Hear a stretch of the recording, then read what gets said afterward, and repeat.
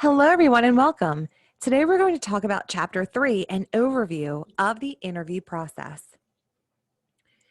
So, before we jump into the chapter, I want you to remember that every interview has a beginning, middle, and end. And in this chapter, we're going to talk about the tasks and challenges of a comprehensive clinical interview. By the time we're done with this chapter, you'll be able to identify the stages of a clinical interview, apply interviewing skills that facilitate the introduction stage, as well as the opening stage. And you'll be able to facilitate the closing stage. You'll also be able to apply interviewing skills to perform tasks associated with the body and facilitate the ending or termination stage. So again, there are 5 stages of a clinical interview. That is the introduction, the opening, the body, the closing, and the termination. Remember, this is just an overview. We're going to go through each one of these in later chapters in length. So Shea defined the introduction stage as the introduction begins when the clinician and the patient first see one another. It ends when the clinician feels comfortable enough to begin the inquiry into the reasons the patient has sought help. So, in the introduction, this is where you're going to have first contact with your client, and your client's going to have first contact with you. It's often the initial face-to-face meeting, whether that's in person or remotely. During the introduction, it's really important to establish rapport. Remember, the relationship that you build is about 90% of therapy overall. 10% is the action or the lack of action from a client. It's also common to have sensitivity to client fears. And something to think about in this introduction, if your client is exhibiting a lot of fear, is to say something like, gee, I know that coming to see someone can be really scary or really nerve-wracking, and I'm going to do my best to help to alleviate those things today, and I hope we can work together to make this as comfortable an experience as possible. Part of that is going to be putting the client at ease and engaging in things like conversation and small talk that can help to not only reduce some common client fears and put the client at ease, but can help with establishing rapport. And finally, you're going to be educating clients and evaluating their expectations so that everyone knows what the expectations are and what the goal is of the clinical interview itself. That first contact, you need to determine what is going to be most appropriate. In the current American culture or the United States culture, it's culturally appropriate to shake hands, but in the world of COVID and with other concerns and issues that are plaguing other cultures, shaking hands may not be appropriate. It might be appropriate to do a wave with your hand up from side to side, like a hello type of thing, or something else. You can also, depending on if your organization or your agency offers the ability, you can offer them tea or coffee or water if that's available in your setting. If not, that's okay. You can also chat about a neutral topic like the weather or the any traffic that the client may have experienced coming in if you're meeting face-to-face, or technology concerns if you're meeting remotely while you are heading to your office or within the first minute or two of your session. When we think about neutral topics, some topics to think about staying away from are politics, religion, and finances. Part of establishing rapport includes understanding common client fears, like, is this therapist competent? Can this person actually help me? Will this therapist understand me? Will this therapist understand my culture, my values, my religious or spiritual beliefs, or even my problems? Am I crazy or am I going crazy? What does this therapist think of me? These are just some questions, but some other questions can be, how am I going to pay for this? Is this going to be enough to help me to get a job or to keep my job or go if this is court mandated? Is this going to be enough for me to satisfy the requirements set forth by the court? Or if they're coming to you for custody related issues, is this going to be enough for me to get custody of my children? Again, that conversation and small talk is so helpful, and it can help with rapport building, especially with culturally diverse clients. Again, some subjects that you should think about avoiding are going to be politics, religion, and finances. And I'd love to know too, commenting below, what are some other topics that you might want to avoid? What are some topics that are considered neutral that you can think about engaging in? Also, what level of self-disclosure beyond the fact that you are an intern and that you are going to your college, what level of self-disclosure do you believe is comfortable for you? We're going to be exploring that together later. Then we have role induction, and this involves educating clients about their role and what to expect in the assessment and treatment process. It not only helps to educate clients, but it also facilitates an interactive discussion about client expectations. In addition to client expectations, you also do the therapist expectations as well. Typically, most agencies and organizations will not only have you talk about this verbally with your client, but there will be paperwork that's provided. And in many cases, have the clients to sign this and the therapist to sign it so everyone knows what their expectations are in this process. We go from the introduction to the opening. In the opening, this is where you're going to essentially give your opening statement. The client's going to give their opening response, and you're going to begin to evaluate and respond to client behavior during this phase. So part of your opening statement is going to be your first direct inquiry into the client's concerns, and it will be something along the lines of, tell me what brought you here today. What brings you to counseling at this time? So by being very explicit in what it is that you are seeking, you are essentially telling your clients, I want you to relay to me what is causing you to come here to counseling today. Whether they've been to counseling a million times or never before, it doesn't matter. There's something that's bringing them into your office at this point in time, or that you are meeting with them. So it's really important to find out from your client what it is that they are seeking, what is bringing them here, what in their life is unmanageable, what is impacting their activities of daily living or ADLs, what is causing them distress that might be significant enough to impair their relationships, their job, their livelihoods, whatever it is.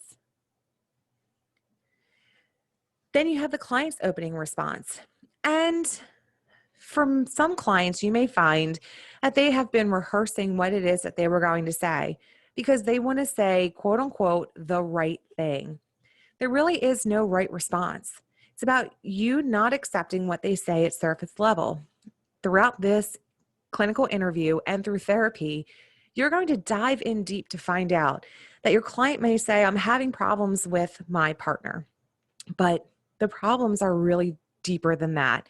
It's often going to be associated with something like a lack of communication, but as you dive in and get to know them better, you'll find some other concerns that are plaguing communication, which is plaguing the relationship.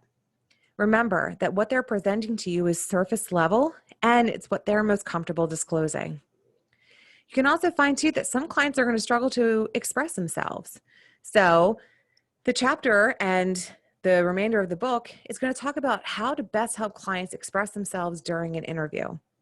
We're going to talk about ways that you can help to elicit comfort, and that you may even be able to use certain types of questions like yes or no questions, and even some which are called close-ended questions, or even some open-ended questions to help elicit responses. It's really important to help our clients express themselves. Part of what many people fear about counseling and some of the stigmas that are associated with mental health support is that by them coming to see you, that there's something wrong with them, that they're crazy, that they are damaged goods, or that they are, people that can't handle their own stuff, so they're inadequate. And that not only impacts one's psyche, but it also impacts one's ego. So it's really important that you express empathy and positive expectations, and just continue to reiterate, I know that this can be really scary. It can be really overwhelming. It can, cause a lot of stuff. It can cause you to have fluctuating emotions, but, I'm not here to judge you. I'm just here to help you. So the more that you can share with me, the more I'll be able to support you. It's also important for you to articulate positive expectations about the helpfulness of therapy, letting them know that there's many people who seek support, who may have similar situations, who are able to use this as a tool, because having a neutral third party and not having, Aunt Bertha and Uncle Johnny, giving you their opinion and their insight. And if you don't follow it, then they look down upon you. As a therapist, you're a neutral third party. You have no expectations. You have, or not expectations, but you don't have any preconceived notions. Sorry, that was the word I was looking for. But you have no preconceived notions. You're not here to judge them. You're simply here for them to share what's going on and then help them to see the skills and tools that they have within themselves to help themselves. You can also encourage the client to take the lead. Like if they tell you, I'm having problems with my partner. Okay, well, can you tell me about some of the problems you might be having with your partner? And then you let them have the floor. It's also important to emphasize collaboration, that you two are a team, and that the more that they can help you, the more that you can support them. You may have to make some adaptations as needed. As we'll see in future chapters, you may have to balance the room out when you have more than one person in the room, such as a couple or a family. You may also have to do a lot of close-ended or yes or no questions before your client feels comfortable enough to be able to put the words together to express what is causing them to come to counseling. Excuse me. It's also important to evaluate and respond to clients' behaviors during the opening. Especially with clients who are extremely verbal, you might have to ask more close-ended or yes or no questions than open-ended questions. You may also be able to provide to them psychoeducation and avoid open-ended or exploratory questions. Now, let's move into the body.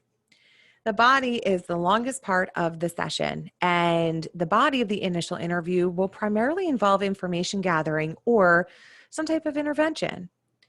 The 4 factors that drive your behavior in the body are the interview purpose, the setting, theoretical orientation, and client problems and client needs.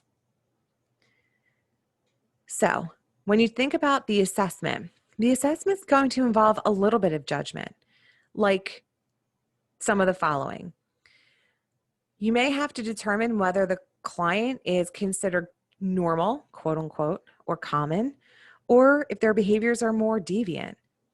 You may have to look at the client's social or interpersonal skills. Do they have the ability to be social and interpersonal, or is that a barrier for them? You may also have to look at the distress. How deep is their distress, or is it more superficial? You may also have to assess clients' coping skills. Do they have a self-care plan? Are they able to cope with adversity? Do they have resiliency, or are these things that they struggle with? Also, you may have to determine what theoretical orientation might be the best fit for the client and presenting problems.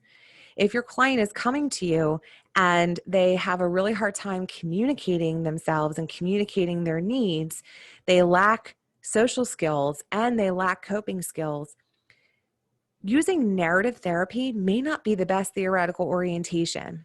Even if you try to get them to express something, part of narrative therapy is storytelling. And for people who are closed off and lack the ability to utilize their words to narrate what's happening, even by using it in a third person or external way, it can cause a lot of distress. And that further distress may further impact their social skills and may further deter them away from using coping skills, because now their distress is so large that and so grand that they have and lack the ability to really have full insight. So this is the time where you're going to, as you're gathering this information, figure out, okay, is this client good for CBT? Maybe they need solution-focused therapy. Maybe they'd be great for ACT or DBT. Whatever the case is, you're going to start kind of thinking about this in the back of your mind. What would be the best way for them to open up? You also have to take this time to define their mental disorders, and generally involves evaluating for the following. Does the behavior that the client is exhibiting interfere with their ability to function, including their ADLs or activities of daily living? Does the behavior cause personal distress? Does the behavior cause others in their world distress? And is the behavior rationally or culturally justifiable or caused by some kind of medical condition? These are all things that you're going to start thinking about as you are putting together the pieces in the framework as to who your client is. Think of the clinical intake as a puzzle. You are getting all these different pieces and you have to put this puzzle together. And if you put one piece out of place, that can cause the rest of the puzzle to be out of place. So it's really important that we start putting these pieces together, and you get those pieces by asking questions and getting to know your client. If your client is not able to communicate or is withholding information, it can be harder to be able to put that puzzle together. But that may also coincide with their mental illness. The next phase is the closing. The closing is where you're going to be reassuring and supporting your client. And you're going to be reintroducing the role of the client as well as the role of the therapist. You'll also take this time to summarize the themes and issues that were discussed in this clinical intake, provide an initial case formulation about what their possible diagnoses might be, and also looking at possible goals for treatment. This is also going to be the time where you're going to guide and empower your clients and let them know that there's nothing really wrong with them, that sometimes the way that we've coped and functioned might not work as well. So by being here, it's huge. It's a huge step that they're taking towards, bettering themselves and learning additional skills that can help them to feel better. Also, you can look at progress monitoring, see how they were at the end of the session versus the beginning of the session. Have their behaviors increased or decreased? Has their communication increased or decreased? That'll give you the ability to start again putting together the pieces of the puzzle of this client. You also can tie up some loose ends, but most importantly, you're going to be instilling hope. Hope that they're not broken, that they're not damaged, that they are not weak for coming in to see you, that by focusing on themselves and working through some of these issues and concerns can help them to feel better and to be their best. And that will emotionally, psychologically, and physically help them tremendously in their life. The last stage, again, is the termination. And this is where you are going to end the session. So this is where you're going to be watching the clock. In the closing is when you're going to give a 5 to 10 minute warning. But you're going to not only be watching the clock, but you're also going to be facilitating the ending. And that's where you're going to be terminating that session. So some things I want you to think about before we come back to class. What felt most important to you from this chapter? And what do you want to remember from this chapter? How can you apply the ideas from this chapter into your own clinical work, either now if you're in an internship or in the future when you're in an internship? As always, if you have any questions, comments, or concerns, please feel free to reach out to me. Otherwise, make sure you check the description box below for the extra credit question. All you need to do is answer it, take a screenshot, and upload it for up to 1 point added to your final grade. And remember that your extra credit is due by Sunday at 11:59 p.m. I hope that you have a wonderful day, and until next time, take care.